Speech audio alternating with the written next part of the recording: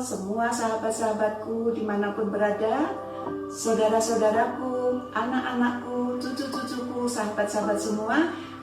Hari ini bertemu dengan teman ini yang akan membacakan kisah Nabi Muhammad SAW bagian yang pertama, agar kita bisa yakin sekali untuk mencintai Rasul.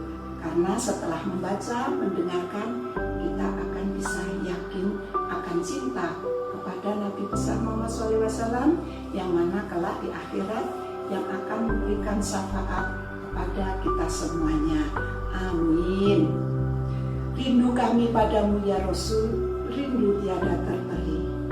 Berapa jarak darimu ya Rasul, seakan engkau di sini. Cinta ikhlasmu padamu ya Rasul, bagai cahaya surga. Dapatkah aku membalas cintamu dengan bersahaja? Petikan dari lagu Bimbo, yang mana kerinduan umat muslim di seluruh dunia yang sangat cinta kepada Rasul.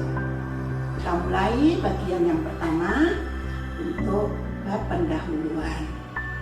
Jazirah Arab itu sebenarnya tidak hanya terdiri dari gurun pasir. Ada banyak tanah-tanah yang subur yang telah dihuni sejak lama. Tanah-tanah subur itu terutama terletak di daerah pantai seperti Yaman, Yamamah, Hadramaut, dan Aqsa. Di bagian tengah Jazirah Arab ada sebuah wilayah subur dan daerah subur lain bernama Najd. Najd adalah wilayah yang dikenal sebagai tempat asal kuda Arab yang termasyhur di mana-mana. Najd dan Yamamah juga terkenal dengan penghasil gandum. Itu hasilnya yang melimpah ruah, banyak sekali gandum yang dihasilkan sehingga konon mampu untuk memenuhi kebutuhan hidup bangsa Arab. Dan pada waktu itu ketika Nabi kita dilahirkan, penduduk Jazirah Arab sekitar 10 juta sampai dengan 12 juta jiwa. Di kota Madinah inilah terdapat bukit-bukit yang baik untuk ditanami, yaitu sementara itu ada kota Taif dengan yang terkenal dengan hasil buah-buahannya. Di luar daerah-daerah subur di Jazirah Arab dipenuhi gurun pasir dan bukit-bukit yang berbatu besar. Udaranya panas, tidak ada sungai yang mengalir, dan karena itu penduduk Arab umumnya suka mengembara. Mereka suka berpindah tempat kemana saja yang dapat memenuhi keperluan hidupnya bersama dengan hewan-hewan ternaknya. Unta adalah kendaraan yang sangat diandalkan oleh penduduk gurun pasir.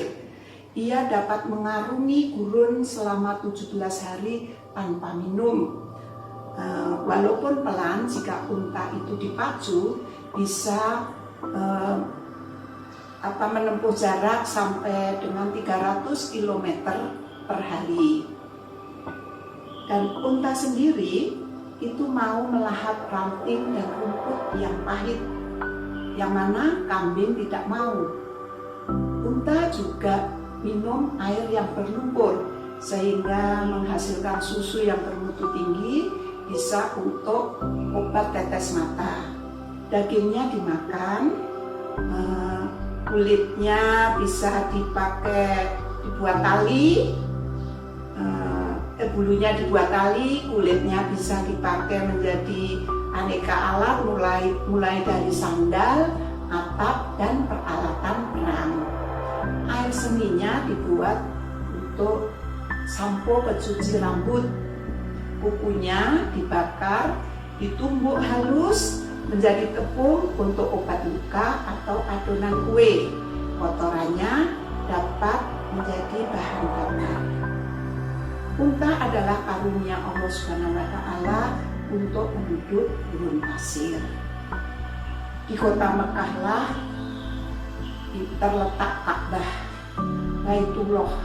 Ke arah Ka'bah lah seluruh muslim di dunia menghadapkan dirinya apabila sedang menjalankan ibadah sholat.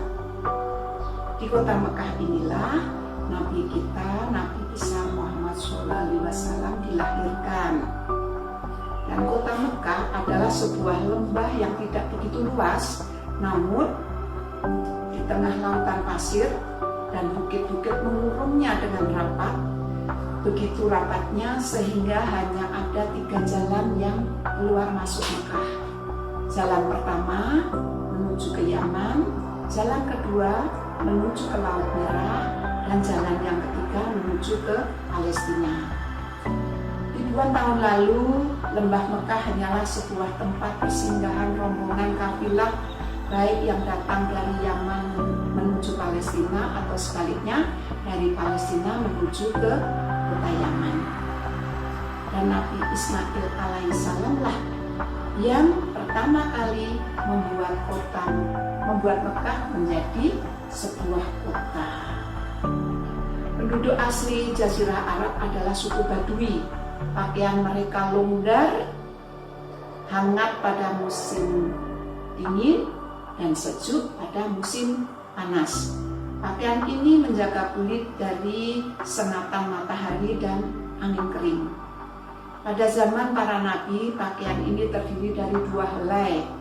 Yang satu helai melilit tubuh dari bawah ketiak, dan satu helai lagi adalah sebuah jubah panjang sampai ke kaki. Dan untuk pakaian wanitanya panjang, itu panjang sampai menyapu tanah, lebar, dan selendangnya melilit di pinggang. Dan baju-baju orang Arab ini terbuat dari bulu domba ataupun bulu unta. Untuk pakaian laki-lakinya ini berwarna krem dengan lurik tegak berwarna hitam, biru, coklat atau putih.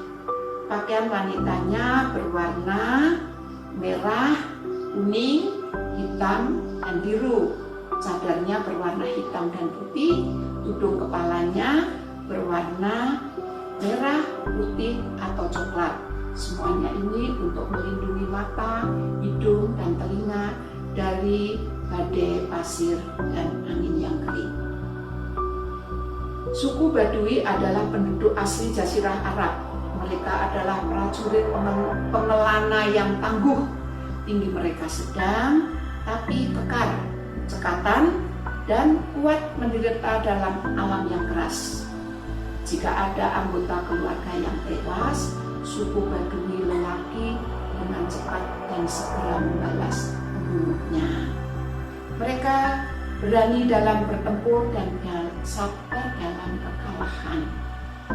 Meski demikian, orang Badui itu terkenal ramah, tidak sombong, senang memberi, sangat menghormati tamunya. Mereka juga tenang, sabar, tidak cepat marah. Jadi orang Badui juga sangat mengagumi keindahan syair.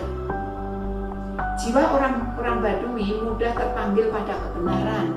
Mereka adalah orang-orang yang sederhana. Di lutut mereka terletak tempat makan. Dengan demikian, kita akan sulit membedakan mana antara majikan, bos, atau dengan bawahannya, atau asisten rumah tangganya.